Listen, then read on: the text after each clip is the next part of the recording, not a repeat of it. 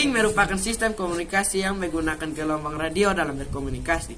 Rentang frekuensi gelombang mikro digunakan untuk mengirimkan informasi antar dua lokasi. Microwave link banyak digunakan dalam industri, seperti dalam penyiaran menggunakan tautan gelombang mikro untuk mengirim informasi atau program dari studio ke lokasi pemancar yang bisa jadi jaraknya bermil-mil.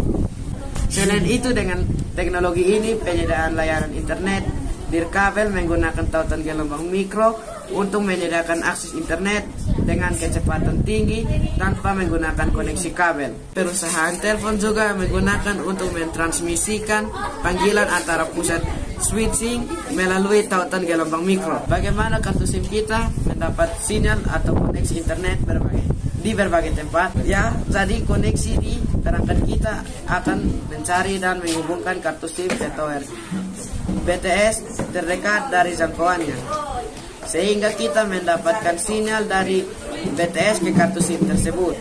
Antena microwave memiliki fungsi untuk menerima serta memancarkan gelombang mikro atau radio dari BTS ke base station controller atau BSC, atau juga dari base transceiver station atau BTS ke base transceiver station.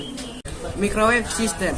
Dalam microwave system ini dibagi menjadi dua bagian, yaitu indoor unit dan outdoor unit. Indoor unit berada di dalam shelter dan outdoor unit itu berada dan melekat pada antena microwave. Tautan gelombang mikro sangat mudah beradaptasi karena tautan tersebut adalah broadband. Broadband merupakan jangkauan frekuensi yang begitu luas yang digunakan untuk mengirim data atau menerima data. Selain itu merupakan koneksi internet transmisi data yang berkecepatan tinggi. Jadi kenapa gelombang mikro itu mudah beradaptasi? Dikarenakan mereka dapat memindahkan sejumlah besar informasi dengan kecepatan tinggi. Selain itu, gelombang mikro dapat menembus hujan, kabut, dan salju. Diperkirakan cuaca buruk tidak mengganggu transmisi. Microwave link atau array mencakup 4 elemen yaitu pemancar, penerima, saluran transmisi, dan antena. Komponen ini berada di setiap sistem komunikasi radio, termasuk telepon seluler, radio dua arah, jaringan nirkabel, dan penyiaran komersial. 2. Komponen microwave link. Di dalam microwave link terdapat beberapa komponen. Berikut ini adalah komponen utama dari microwave link. 1. Indoor unit, berfungsi sebagai modulator demodulator sinyal. Selain itu juga berfungsi sebagai forward error correction atau VEC. Indoor unit biasanya diletakkan dalam gedung. Outdoor unit berfungsi untuk melakukan konversi sinyal digital termodulasi yang mempunyai frekuensi dari rendah ke frekuensi tinggi. Outdoor unit dicatu dari indoor unit melalui kabel koaksial. Antena berguna untuk mentransfer energi elektromagnetik dari ruangan bebas ke saluran transmisi dan sebaliknya. 4. Waveguide berguna untuk meminimalisir rendaman, yaitu salah satu kunci dari link microwave. 5. Menara digunakan untuk memompa microwave antena. Perhitungan dalam jumlah antena dan beban total harus benar agar tidak melampaui kapasitas beban maksimum dari menara. 3. Saluran pada microwave link.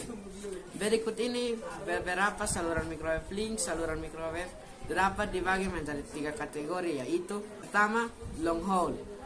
Long haul memiliki frekuensi kerja 2 sampai 10 GHz dan pada kondisi iklim dan frekuensi yang normal dapat mampu hingga rentang 40 km sampai 80 km. Frekuensi yang dipergunakan yaitu 2, 7, dan 10 GHz. Kedua, medium haul. Medium haul memiliki frekuensi kerja 11 sampai 20 GHz. Panjang hop antara 40 km dan 20 km. Frekuensi yang digunakan adalah 13, 15, dan 18 GHz. Short haul. Short haul menjangkau jarak paling pendek dan bekerja pada jangkauan frekuensi tinggi. 23 sampai 58 GHz. Frekuensi yang digunakan adalah 23, 26, 27, 38, 55, dan 58 GHz. 4. Definisi dan singkatan jaringan microwave. Backbone telekomunikasi adalah komunikasi radio terestrial yang dipakai untuk kapasitas besar. Transmission link adalah komunikasi radio terestrial yang dipakai untuk kapasitas kecil dan menengah.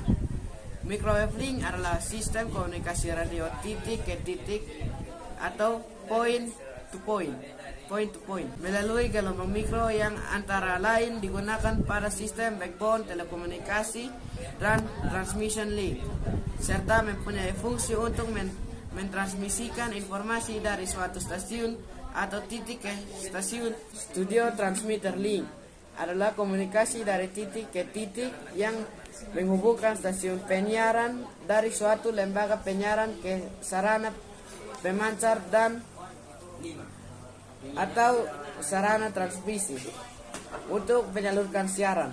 Spurious emission adalah emisi gelombang radio di luar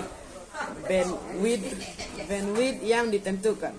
Antena merupakan sub perangkat radio yang berfungsi untuk memancarkan atau menerima suatu sinyal frekuensi radio. ATM atau Asynchronous Transfer Mode. BER atau Bit Error Rate. CBR atau Constant Bit Rate. CS atau Channel Separation. dB atau Decibel. dBm atau Decibel Milli. EWS atau Engineering Workstation. GE atau Gigabyte Ethernet. GUI atau Graphical User Interface. HDD3 High Density Bipolar Tree. IDU atau Indoor Unit. IP atau Internet Protocol. ODU atau Outdoor Unit. PDH atau Plesiosynchronous Digital Hierarchy. PSK atau Passive Keying. QAM atau Quadrature Amplitude Modulation. QPSK atau Quadrature Passive Keying. RIC atau Radio Interface Separation. RSL atau Receive Input Signal Level. SDH atau Synchronous Digital Hierarchy. STM atau Synchronous Transport Module. DDM atau Time Division Module Plexing. UBR atau Unspecified